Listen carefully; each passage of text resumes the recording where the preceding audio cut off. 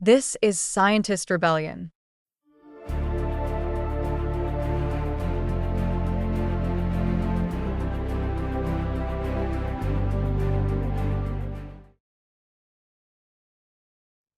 Okay, welcome everyone to our second Buen Vivir talk. Buen Vivir is a talk series focused how we can live better, not bigger, in the face of a changing world.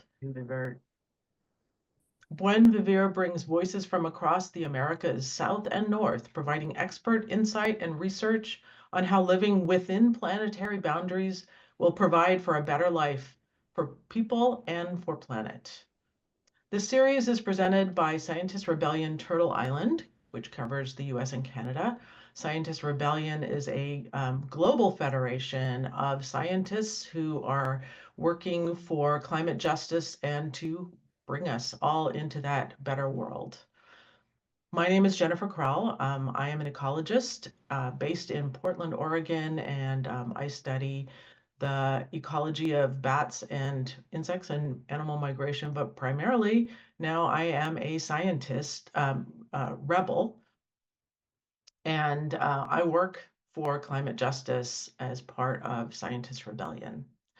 Today, we are super excited to have with us Rachel Ruback, who is the Director of Programs for the Fossil Fuel Non-Proliferation Treaty in North America. She has a master's in global health policy from George Washington University, I'm sorry, focusing on multilateral engagement on health. And she's been a climate justice activist for many years. And today, Rachel is here to talk to us about this fossil fuel non-proliferation treaty, which I will say Scientist Rebellion is 100% behind. We're incorporating that into our strategic plans. And this is a super impressive organization that has done their strategic homework and it will be delivering on the goods to help save all of us. So what we're going to do is Rachel's going to talk for 30, 40 minutes, and you can put questions in the chat if as we go along, and then I'll come back on and we'll answer questions from the chat and also hopefully unmute those of you who want to ask a question directly for Rachel. Okay, well, take it away, Rachel Ruback. Okay, hi everyone, and thank you so much for all being here and to Scientist Rebellion for having me on for the Buen Vivir series. As Jennifer mentioned, my background is in public health and I've been a climate activist for many years. And I have worked specifically on the health impacts of climate change. And throughout all of these different experiences, I have started to really learn about the harms of fossil fuels as a product and the fossil fuel industry, both as a driver of climate change, but also as a driver of a lot of human rights violations and social and economic injustice. And, you know, for a really long time, we've talked about climate change in this very like broad, sweeping way. We talk about carbon emissions, which, you know, are such an important part of the process or part of the climate problem to talk about, but we're not really always so explicitly talking about fossil fuels and their harms, and including in like the international policy space, which I'll get into a little bit more later. And so, yeah, started to really recognize the need to like drill in on fossil fuels and the ways in which our extraction, refining, and burning of fossil fuels is harming communities across the world, driving a climate crisis, and propping up a global economy that is fundamentally incompatible with meeting our justice goals, the sustainable development goals, and as mentioned in the series, like living within planetary boundaries. We act like it's an infinite resource and it's simply not. And so at some point, the transition away from fossil fuels must, for moral reasons, come, but also just it is not a finite resource. And so the transition away from fossil fuels is going to come, and we need a plan to manage that transition in a way that addresses the needs of communities now and make sure that we're leaving behind a livable planet for future generations, which is why I have personally found the Fossil Fuel Non-Proliferation Treaty proposal such a compelling proposal. And so today I'm going to spend a bit of time talking about how fossil fuels drive social, climate, economic injustice, what the proposal for the Fossil Fuel Non-Proliferation Treaty looks like, and then what the campaign around the Fossil Fuel Non-Proliferation Treaty in North America specifically looks like, and why scientists and academics are such an important part of that campaign. But before I get started, to make sure that this is really responsive to the folks that are on the call, would you, if you can, could you give a thumbs up reaction or some type of reaction if you've heard of the Fossil Fuel Non-Proliferation Treaty proposal before?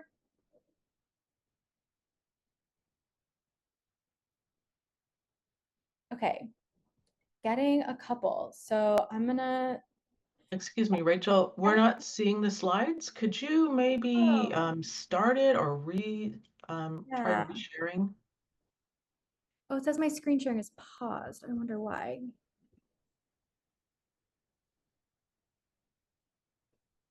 We did see them earlier.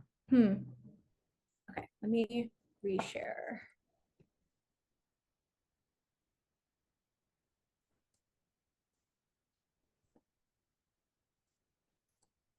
Hmm.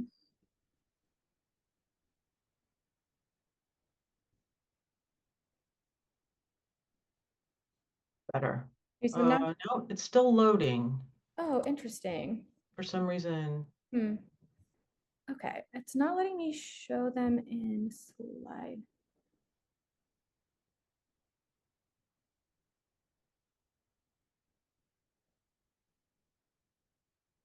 Hmm.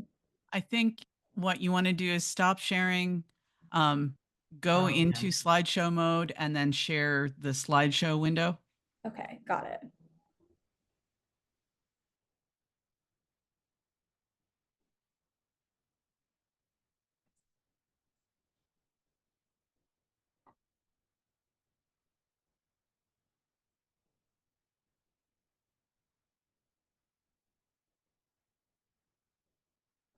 Okay, so sorry about this, everyone.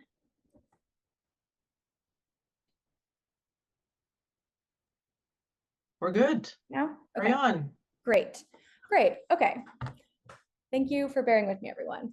Okay, so to begin, I want to talk a little bit about the role of fossil fuels in driving the climate crisis. So fossil fuels are responsible for about 80% of carbon emissions historically, and so are one of the key drivers of the climate crisis. And so phasing them out is a really critical part of reducing our carbon emissions. But currently, global plans for climate mitigation have us producing about 110% more planned emissions in the future than is compatible with a climate safe future. I'm so sorry. I don't know why this went away again. Okay, can you see it again? Okay. It's good. Okay, great. So sorry about that. Yeah, so we're on track to produce 110% more fossil fuels to be produced by 2030. And there's a couple of reasons that this is a problem. First, it's just fundamentally incompatible with like reducing carbon emissions to be producing more fossil fuels. But one of the things that it does is prevents investment into renewable energy and locks us into future emissions. If companies are planning to invest in new fossil fuel production infrastructure, they're going to want a return on that investment. And one of the ways that they will do that is by using their lobbying power to try to increase demand for their product. And so they'll use their lobbying power to reduce the ambitions of transition plans. And so both as a product, they are really responsible for driving the climate crisis, but as an industry, they're also really shaping the level of ambition of national and global climate mitigation plans in a way that is gonna, if we produce this much new fossil fuels, we are gonna blow past 2 degrees Celsius of warming, and we simply cannot afford to do that. But beyond just their role in driving the climate crisis, they also have a lot of other problems as a product. At every stage in their production, fossil fuels drive health harm, often worsening existing disparities. So air pollution kills about 7 million people each year, and like 80 or 90% of those deaths can be attributed to the extraction and burning of fossil fuels. Living within 10 miles of a refinery or other extraction sites is linked to early death as a result of increased rates of cardiovascular disease, blood disorders, lung disorders, cancer. And so it means that the communities around the fossil fuel industry and production infrastructure become sacrifice zones where their air is polluted, their water is polluted, they're raised around all these toxic chemicals, and you end up seeing areas of the country where there's just really incredibly high rates of like rare cancers as a result of their proximity to the fossil fuel industry. And those sacrifice zones are really often in economically disadvantaged and in particular like communities of color. And so it drives a lot of health disparities. And then the way that we use fossil fuels in the agricultural sector is also reducing water and soil quality in a way that is hurting our health. And if you want to learn more about the health harms of our fossil fuel dependence, I would really suggest reading this Cradle to Grave report that was created by the Global Climate and Health Alliance, which really lays out like at every stage in their production, the ways that fossil fuels are driving health harms to communities. Fossil fuels are also really linked to global conflict. An estimated 20 to 50% of all interstate wars have been linked to oil since 1973, which is crazy to me. They're also linked to a lot of like political unrest and civil wars at local levels. And yeah, what ends up happening is that the fossil fuel industry is extracting profits from communities, leaving them to deal with the environmental disasters, the human rights violations, and the social political unrest that results from them. And the profits get extracted and taken to another part of the country. And so the harms from the fossil fuel industry can drive conflict at a local level. There's really high rates of gendered violence in the areas where fossil fuels are extracted, including in North America. I think we have a broad problem with missing and murdered Indigenous women broadly, but there are specifically like quite high rates of gendered violence against Indigenous folks near camps or extraction sites in the fossil fuel industry. And then, they're responsible for a lot of our interstate conflicts, which are themselves linked to a whole host of economic injustice and human rights violations. And they're also really tied to our global economic system, which is quite unjust in a variety of ways. Many countries are currently trapped in something that's called the climate debt trap, where they have to spend a really high amount of their national budgets servicing their international debt, and that leaves less money left over to invest in things like energy transitions or even like domestic health infrastructure or education infrastructure. But the rising problems due to climate change are then creating new health issues, disruptions to education, disruptions to infrastructure that then they need to borrow more money in order to be able to address at the domestic level. And so it creates this debt trap for a lot of countries. And the way that our international financing system is designed, often one of the like rules of being able to participate is being willing to open your national oil reserves up to international investment in international corporations. And so the fossil fuel industry is really linked to how this international system of financing functions. But on the flip side, addressing the debt crisis is one tool that could help finance energy renewable transition. There are proposals for debt for renewable swaps, where debts would be wiped out, and then that financing could be used to help invest in new renewable technologies instead. And this is an idea that's being proposed by a lot of small island developing states for how they would be able to fund a local energy transition. On the other hand, the world is spending so much money on fossil fuel subsidies. We spend 1.3 trillion in subsidies every year, and that's just the direct subsidies that we pay, not even including how much we pay on like public financing for new fossil fuel projects, or how much money is spent with communities paying for the negative externalities of the fossil fuel industry. I mean, all of those like health costs, environmental cleanup costs, local conflict costs, et cetera, all of those costs are paid by the communities, not by the fossil fuel industry itself. So when you add up how much money is spent by national governments on the fossil fuel industry, it's, I think in 2022, it topped like $7 trillion in total. And this same thing is playing out in the US and Canada. The US pays about 3 billion in direct subsidies to the fossil fuel industry every year, and in Canada it's 2 billion, not to mention the public financing and then paying for the negative externalities. And so that is a lot of money that we are just handing over to the fossil fuel industry in order for them to continue driving climate and social injustice. And that funding could be used instead to clean up environmental damage, pay for the health costs, pay for the renewable energy transition, and provide support to workers and communities that would be impacted by the transition. So yeah, a lot of better uses for that funding. And then in many places, the transition away from fossil fuels has already started, but there's not really a concrete plan for how to support those impacted communities. In the US, for example, in the past couple of years, 7 oil refineries have shut down.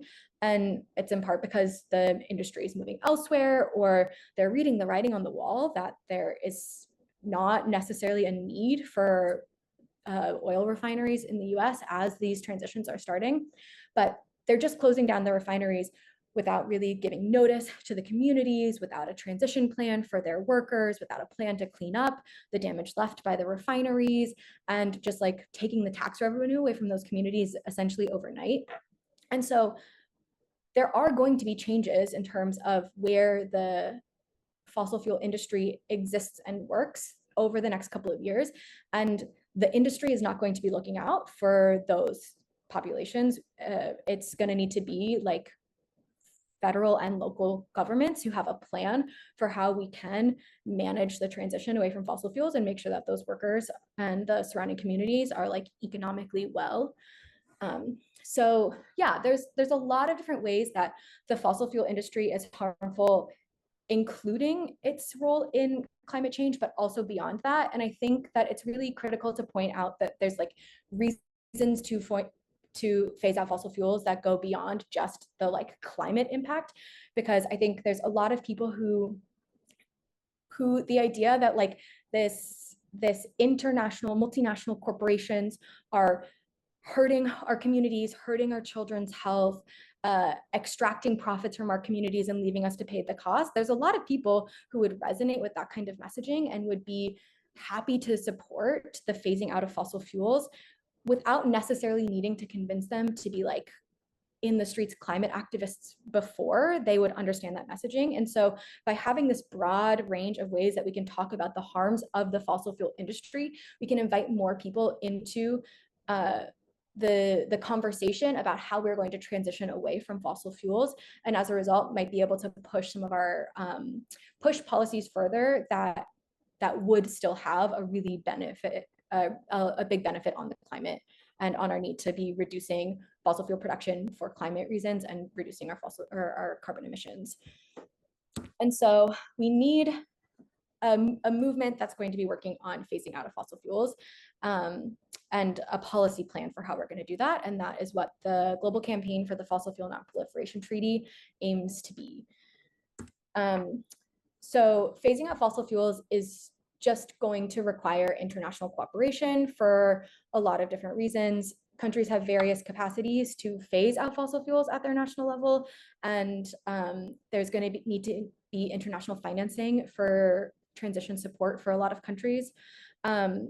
And then there's also, like I said, the international system is not really designed to let countries phase out fossil fuels, even when they want to. And so there's going to need to be some remaking of like our international system broadly in order to facilitate this process, because for better or worse, a lot of countries do have economies that are highly dependent on fossil fuel production and importing in order to run them. And our international infrastructure is designed, our international financing infrastructure is designed to keep it that way. And so we're going to need new mechanisms that allow countries to phase out fossil fuels.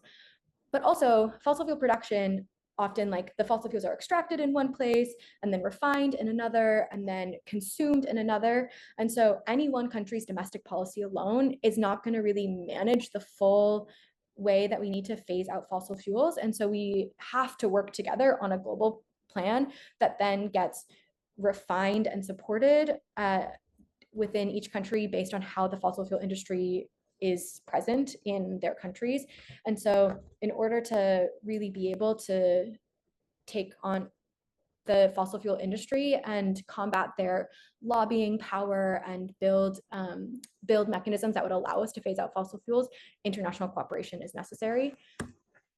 Especially because right now there isn't really any type of international agreement that covers fossil fuel production.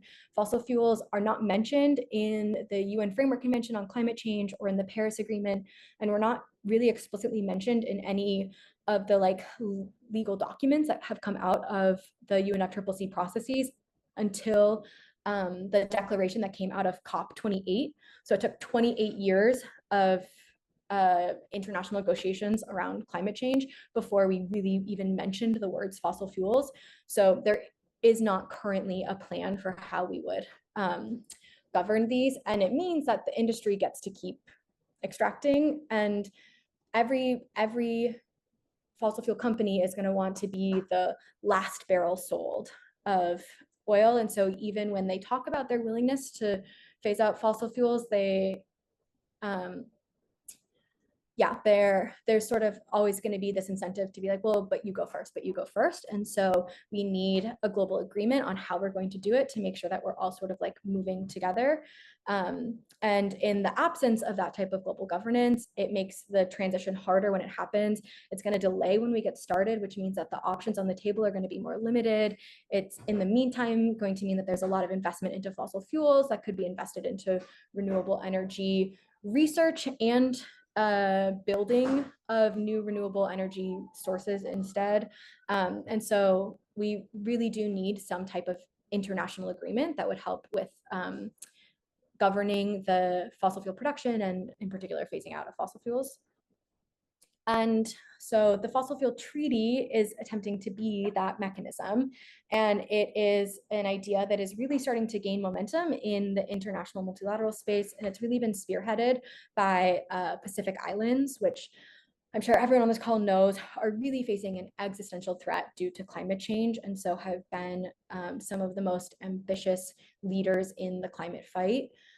Small island nations around the world have. And so Tuvalu and Vanuatu, in particular, were two of the first to really start talking about the need for a treaty to ban fossil fuels, and have been two of the countries that have really been leading the charge on creating some type of international agreement on fossil fuels. What the actual treaty would look like has not been determined yet. I think it's really critical to name that there isn't a treaty yet. The text of it will be negotiated by whichever countries decide to be at the table once negotiations start. So there isn't a real specific text yet. The treaty team has been doing a bunch of really great research on what legal pathways exist, what a transition might look like at the international and at regional levels, but what the final mechanism would look like will be determined by the countries that negotiate. But we do believe that it needs to align with these three pillars: a just transition where countries have the support that they need, technical and financial, to transition their economies away from fossil fuels. Non-proliferation, we do not need any new investment in fossil fuel infrastructure. It is a very low-cost way to reduce carbon emissions in the future, is to just stop investing in new fossil fuels starting now. And then a fair phase out of existing production. where wealthy nations move first and fastest. This is a very text-heavy slide, so bear with me a bit on this one, but this sort of lays out the 5 phases for what is necessary to get a treaty negotiated and implemented. And the treaty team has learned a lot of lessons from other past treaty efforts, including the nuclear non-proliferation treaty, the landmine ban, even like the UNFCCC and other major international agreements on climate and the environment, and have written out these 5 phases. The first is building a movement that can stigmatize fossil fuels as a weapon of mass destruction, as a product that needs to be phased out, as something that's worth like really holding space for within the broader climate conversation, and try to make sure that like everyone whose voice needs to be at the table is included in this global movement. And then building political buy-in from a group of first mover countries, which is the phase that we are in now. We are building the movement, but we're also really at the phase of like getting political buy-in. There are now 16 countries that have publicly supported the call for a fossil fuel treaty and are part of that first mover block. And our understanding from past treaty efforts has been that that block needs to be about 20 countries with a decent like geographical spread in order to kickstart negotiations. And so we're nearing the phase where we could really start seeing negotiations around a fossil fuel treaty. Then we start to formalize the multilateral process. There's a lot of decisions that need to be made about like who would run the negotiations, where they would be run. There's like different places, different bodies that could run the negotiation process. And so we're starting to explore what some of those like legal pathways for the negotiation might be. And then the negotiations would start. And once a treaty has been ratified and goes into effect, then it's our job to use this movement that we've built to hold those countries accountable for the commitments that they make. So like I said, there are 16 nations that have supported the call for a treaty, really spearheaded by Pacific Islands, but we also have Antigua and the Bahamas as Caribbean islands, Timor-Leste and Colombia as 2 fossil fuel exporters that are in the coalition, and then Pakistan was the latest to join the coalition of countries that have publicly supported the call for a treaty. The treaty has also been endorsed by a range of other civil society organizations, indigenous nations, cities and subnational governments, individuals, parliamentarians, scientists and academic researchers, banks through the Global Alliance on Banking for Banking on Values, and faith institutions. And this level of support is really critical because, again, we've learned from past treaty efforts that having civil society engagement and having subnational governments call for a treaty can be really useful in socializing the concept and creating the pressure from below necessary to create a negotiating mandate. And so having this engagement from civil societies and subnational governments is really crucial in getting new countries to join that bloc. And then once the negotiations get started, to push the countries to create a really ambitious treaty proposal. So that's the broader treaty campaign in terms of what the campaigning looks like in North America. The campaign here is a bit different than other regions in the world because we are not actively pursuing an endorsement from the US or Canada at this point. I think with the US in particular, it's probably pretty obvious as to why. This is in part because substantial new oil and gas production is planned across North America. And in some ways, having such big fossil fuel producers and exporters be a part of the negotiations so early on, their desire to limit the ambition might steamroll the level of ambition that is being set by having this be a campaign that is really led by the countries that are on the front lines of the climate crisis. And so we don't necessarily want to invite them to the table yet. But we have federal governments that are not necessarily super interested in phasing out fossil fuels, or in the case of US government right now, participating in international cooperation on climate. But we do really still need to be pushing for this concept across North America, in part because, like I said, substantial new oil and gas production is planned. I think like 30% of the planned increase in production of fossil fuels is supposed to be in the US alone. So really having a campaign for the treaty in the US and Canada is still quite important to kickstarting the negotiations and to making sure that we're still pursuing pathways to phase out fossil fuels across the US, which I'll get more into in a second. And the good news is that there are a lot of international legal pathways for negotiating a treaty that would not require full consensus from all governments, which means that the US and Canada could not be blockers of a fossil fuel treaty getting negotiated. And so, yeah, like I said earlier, we have a team of really great legal experts and researchers who are really trying to understand what pathways for negotiations exist and what it would mean for different countries to participate in the different types of pathways for negotiating a treaty that are available. So if we're not trying to get our federal governments to participate, we have to bring the fight to the subnational level. So subnational governments, cities, states, provinces are really on the front lines of the fight against climate change and against the fossil fuel industry. Like I said earlier, a lot of them, that this is where like these governments pay the cost for the negative externalities of the fossil fuel industry and of climate damage more broadly. And as a result, they're often really interested in pursuing ambitious climate plans. Like coalitions of mayors have been really critical for having ambitious climate policies across the world. And so their governments and their leaders are ready to be engaged in these kinds of conversations. And so within the treaty campaign, we have campaigns to get these subnational governments to endorse the proposal for a fossil fuel non-proliferation treaty. I think Hawaii, Maine, and California are the US states that have endorsed, and then cities across the US and Canada, including Los Angeles, Philly, Vancouver, Toronto, and a handful of others across North America. Austin, Texas, a city in Texas, has endorsed. So a lot of subnational governments are getting on board with the idea that fossil fuel phase out is necessary and are leveraging their voices to call for them.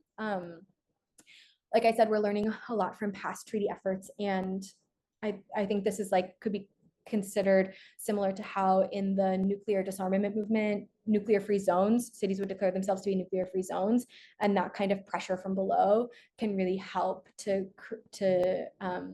create the pressure to negotiate international treaties. And then by leveraging subnational policy opportunities, we can still facilitate a massive decrease in fossil fuel production and use across North America, even in the absence of supportive federal legislation. There's so many ways that cities and states can block fossil fuel production by not allowing new export terminals, by not allowing pipelines to go through their states, et cetera. And so there's a lot of ways that we can be blocking the production of new fossil fuels and fighting for the phase out of existing fossil fuel production across North America, even without our federal governments participating in an international treaty. And so this campaign is really seeking to identify those opportunities and to support the movements that are on the front line of those fights. So just a bit more about what types of opportunities really do exist in North America, aligned with these three pillars that are possible even if we don't have federal governments participating in the treaty negotiations.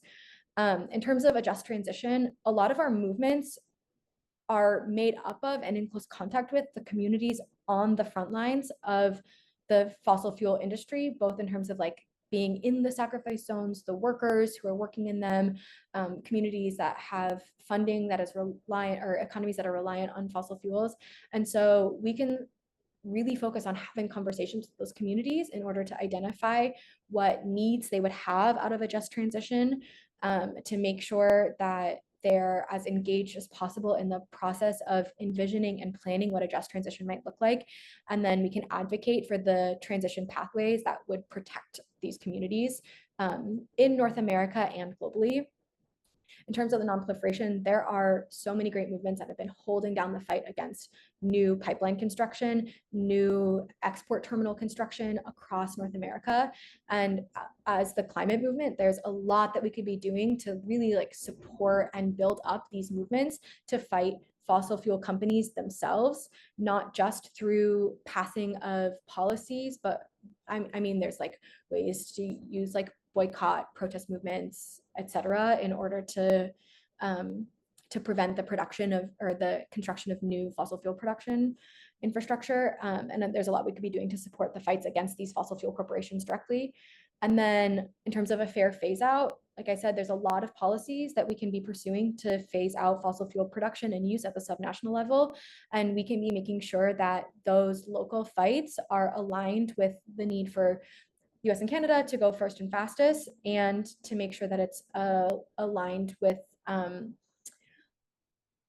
with a just transition and a need to protect communities in the US and abroad. And so that is a bit about the campaign broadly across North America, but recognizing that this group is made up of scientists and academics, I wanted to touch a bit about how you in particular can support the campaign for a fossil fuel non-proliferation treaty. So first, building the evidence base. I think every single one of the phases of the campaign that we talked about, there is need for so much evidence on building the case for why a fossil fuel non-proliferation treaty is necessary, being able to be clearer about what exactly the harms of the fossil fuel industry are and which communities are being harmed and in what ways, and then identifying what opportunities for transition exist and what the benefits to communities, to the climate, to the planet might be from pursuing those just transition policies. And then when it's time for these treaties to be negotiated, the negotiators use a lot of the research that is produced by academics in order to build better policies. I don't know how much folks are familiar with how international negotiations work, but a lot of times diplomatic teams are quite lean, and it is the same team that is responsible for showing up for their countries on negotiations around a plastics treaty and oceans work and a fossil fuel non-proliferation treaty, and then also maybe sometimes like financing mechanisms and like energy mix policy. They're being asked to be able to go into spaces and talk about a lot of different issues. And so they really rely on like good evidence to help make sure that the policies that they're crafting are the best possible policies. And so researchers have a huge role to play in that. And there's the treaty team is working with researchers around the world on producing the evidence that would be necessary to build the case for a fossil fuel treaty and to make sure that the eventual treaty is the best possible version negotiated. And we have a research working group informed by a wider research network of interested academics and experts that are helping produce that research. And then in terms of campaigning, I think one really key role for academic scientists, researchers at this moment is holding the line on climate action in North America. I think this is another time where we can learn from past movements. For a really long time, the tobacco industry got away with spreading a lot of misinformation about the harms associated with their product. And it was a global campaign led by scientists and researchers and doctors that shed the light on that misinformation and worked together to build the momentum to get the Framework Convention on Tobacco Control negotiated, which limited the tobacco industry's ability to spread misinformation about their product and has had huge positive impacts on health around the world. And that campaign to create an international coalition to limit an industry was really driven by scientists and by doctors. And the fossil fuel industry is using the same playbook as the tobacco industry in terms of spreading misinformation about the harms of their product, which means that we have the playbook necessary to shed the light on the fossil fuel industry, identify the ways that fossil fuels are linked to climate change, are linked to environmental damage, are linked to health harms and human rights violations, and build the type of international coalition that's necessary to finally like bring regulations to an industry that has been allowed to harm people around the world. Scientists have the playbook on how to do that. But But then also academia has been a key player in every social movement for justice and living memory, as students and faculty have been among the most willing to hold moral lines during periods of political unrest. And I think really being willing to like sound the alarm bell on the fossil fuel industry, on climate change, to demand ambitious climate policy, and to not let climate fade from people's minds at this particular political moment. Students, faculty, researchers, academics have a really key role to play in making sure that this stays a part of the conversation. And then I think together we have to refuse to comply in advance with the repression of the climate movement and with the like real setbacks that we're facing right now with the current administrations that we're dealing with. I think there can be a sense of like, well, they've won, they're going to do what they want to do, ambitious climate policy is dead, like time to pack it up and go home.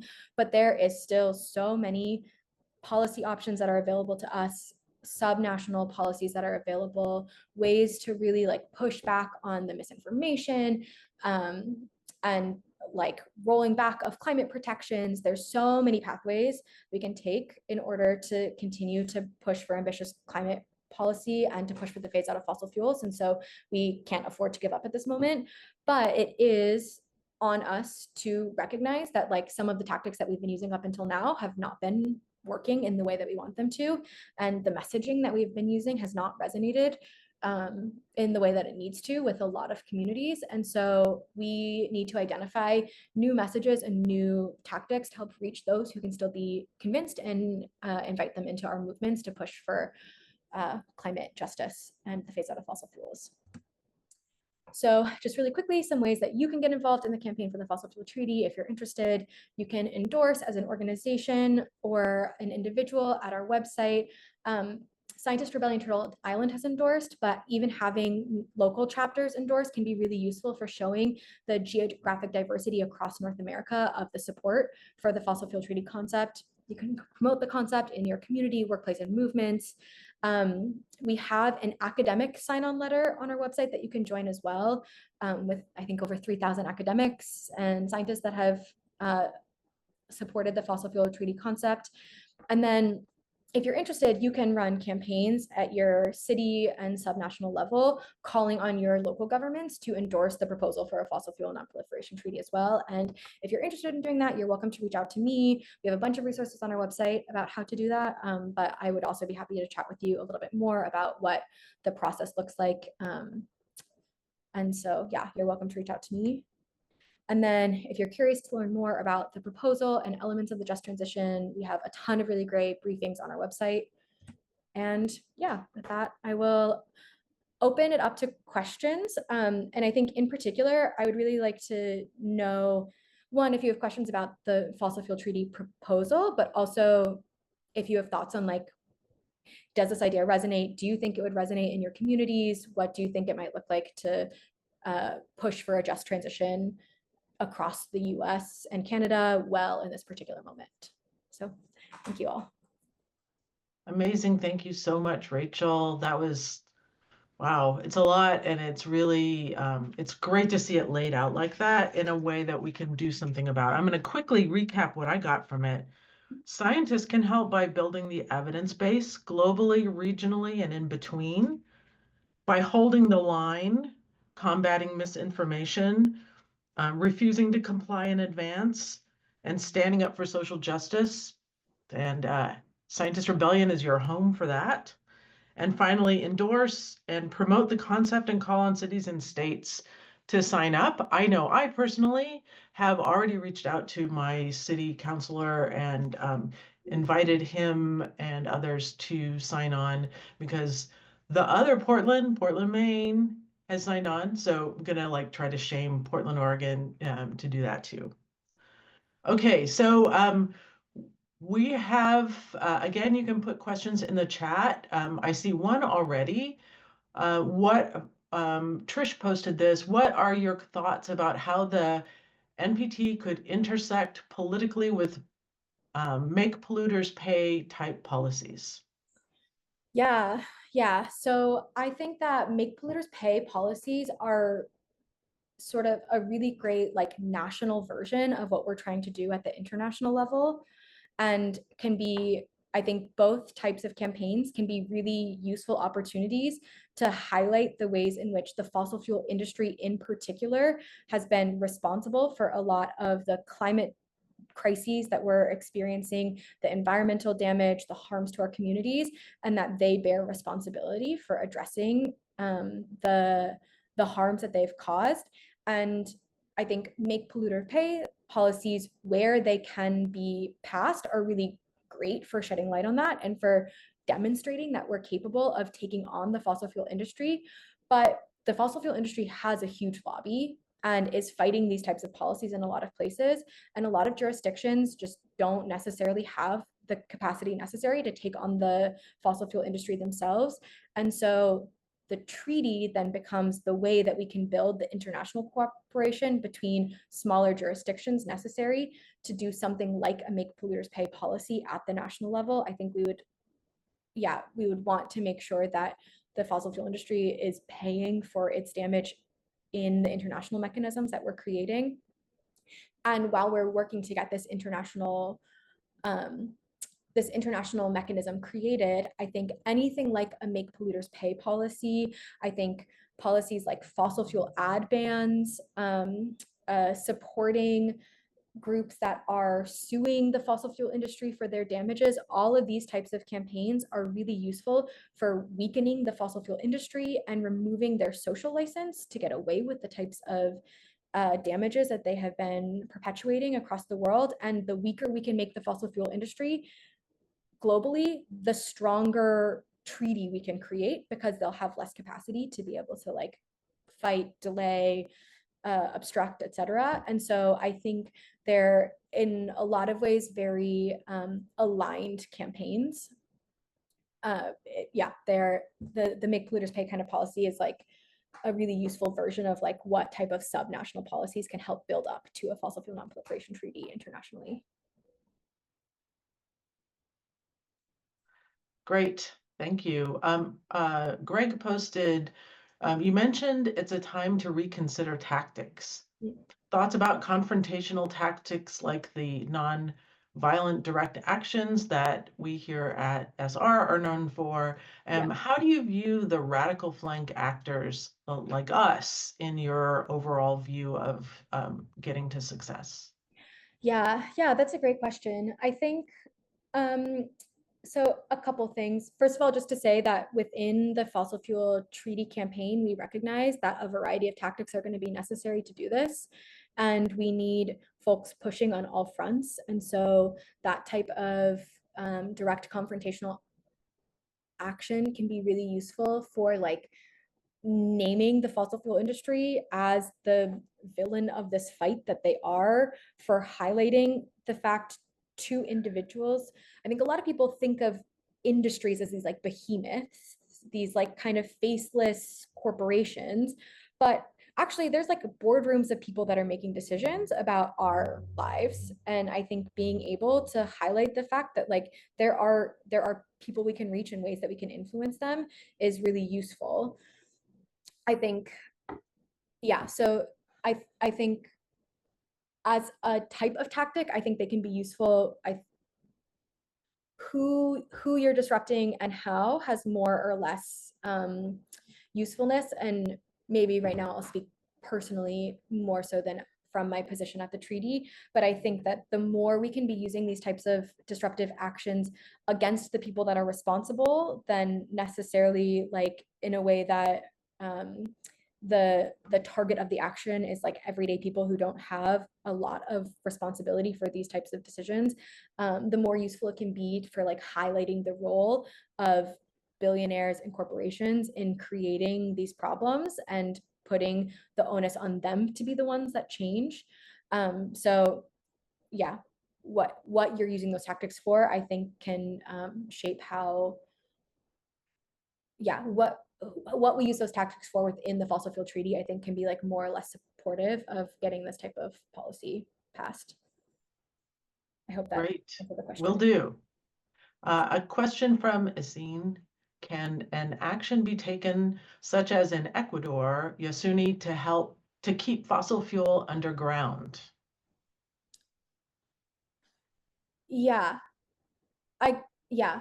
Um, yeah, so just to say that there are efforts from the Fossil Fuel Non-Proliferation Treaty in the Amazon to help create it as a non-proliferation zone, to be an area where there would be no extraction. And that's like a version of regional collaboration that could then like ladder up into multinational corporation. I think a lot of the ways that are necessary to keep I think we're exploring different financing mechanisms that would be useful for helping like pay countries to keep the fossil fuels in the ground, to make sure that it's not like it doesn't financially hurt them to make those decisions. I think especially because, like I mentioned earlier, our international financing infrastructure is really designed to incentivize extraction, not keeping it in the ground. And then I think there's a lot of ways that our movements in North America could be doing international solidarity work to support those frontline communities in the Amazon and other regions on some of their fights that are ongoing to keep fossil fuels in the ground. Great, thanks. Here's a question from Tammy. Given the recent Secretarial Order 3418 signed and the number of federal land employees being let go, you mentioned cities and states can block production of new fossil fuel. Could these states fight back to not allow this to happen on our national parklands? You know, that is a great question, and I'm not sure that I'm exactly the right person to ask, but I know that there's a lot of really great coalitions that are fighting to do that type of like sub-national response to some of these executive orders right now. I think that yeah, I think it's now called Project Moonshot, um, but it is a coalition of climate organizations that are really focusing on how to respond to um, executive orders in this kind of moment. But yeah, I think at this particular moment, we're like in the U.S. in particular, we're not going to be able to, we can try to fight some of these things in court. There's ways to try to push for federal action, but it's not going to be like our most effective lever for change. And so really identifying pathways, and sometimes like we just have to experiment with new things that subnational governments can be responsible for, and like really try to push like maybe the mechanism for subnational governments to respond to something like yeah to respond to something like that particular executive order doesn't exist yet. And so we're going to have to figure out a way to like create a way for subnational governments to be able to. Great. Yes, we're all asking that question. And one question I was going to ask that I'm not going to ask you is just like in this polycrisis moment, why should we be focusing on a treaty like this? And the answer to that has to be we have to do all the things. We have to fight what is, but we also have to build the future. And this is an important and like this is a way to build that future where like there is a pathway to success and we just need to actually take that. Yeah, I totally agree with that. And I think that one of the things about the polycrisis is that it it spreads our attention in a lot of different directions. And actually phasing out fossil fuels would one just like mitigate a lot of the problem, would mean that we have less to respond to in the future. I mean, imagine a world where a fossil fuel non-proliferation treaty has been passed. So many health harms would dissipate, so many economic harms would dissipate, and now people have more energy and financial security to go about solving the other parts of the problem. And so I think like not only is it like in its own right one of the useful things that we can do to address the polycrisis, but because of the way that fossil fuels in particular drive so many other parts of it, it would make solving so many of those things a lot easier. And I think that one of the things, yeah, as our attention is so scattered, it can make it feel like hard to justify focusing in on one particular thing, but like we're going to solve this problem by taking a series of concrete actions and like taking the time to do the like underlying work that needs to be done. And if every time some new thing happens, we like abandon an old project in order to try to address that, they're going to be able to keep us in this like cycle of responsiveness and saying like, okay, this is one really good solution, and so we are going to take the time to like invest the energy in making it happen and doing it well, I think is still a really worthwhile way to respond, even when it feels like there's some new problem to respond to every day. Exactly. Okay, here's another question. How does the treaty think we can push back against the escalating demand for energy from the tech industry, like around artificial intelligence? It's crazy. Yeah, that is a big ongoing question. I think we are still trying to like wrap our heads around the size of the demand, like, and it is escalating so quickly. And so I don't know that we have a great answer for that yet. We recognize that it's like a really critical thing to be addressing. I don't know that we have a great answer to that yet, except to say that like we have great scientists and researchers who are helping us figure out those answers. And so, like I said, building the evidence base, like we need folks with the technical understanding to understand how that artificial intelligence drives energy demand, what it might look like to still be able to have new technologies that are supportive of human well-being. I think that technology is necessary to some degree to build a world, or not necessary, but given that we already live in and amongst so much technology, like having some version of this technology can really help push for people to live safer, healthier lives with like more overall well-being. But like what role tech plays in the world of economic, climate, social justice that we're trying to build, I think is an outstanding question.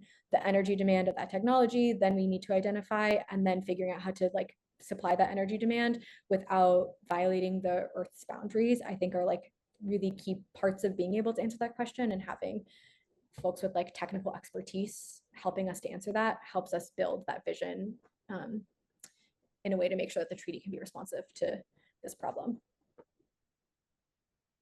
Yes, it's something that we will have to figure out. And I think, as you point out, scientists can speak out with some authority on this. As a scientist, I know that some aspects of artificial intelligence are really useful in research. So there are some legit versions of this, but those are not the ones generating all of the energy requirements. Yeah. So it's important that, I mean, maybe the scientists can try to clarify that to help people understand what is useful and what is just like the oligarchy ramming this down our throats. There is one more question here. Let's see, that I haven't asked you yet, and this is from Greg asking, what does this treaty project have to say about growth or degrowth? So like, I don't know if you're familiar with those concepts. It's a big part of what we do here at Scientist Rebellion. Yeah. I don't know that like the treaty concept has an official stance on that, in part because, like I said, this is a coalition of national governments supported by civil society organizations coming together to create this like vision for the treaty. And so I don't know that there's like, all of those folks will come to the conversations with their own beliefs around this. So there isn't like an official treaty stance, but I do think that the evidence is pretty clear that on the one hand, there is energy poverty in the world that is harming people's well-being. And so in some places, new energy production, like growth, if that's what you want to call it, will be necessary to make sure that like the energy exists, the infrastructure exists to make sure that people can live good lives in every part of the world. But that's not the same thing as an economic system that relies on endless growth as a feature of it.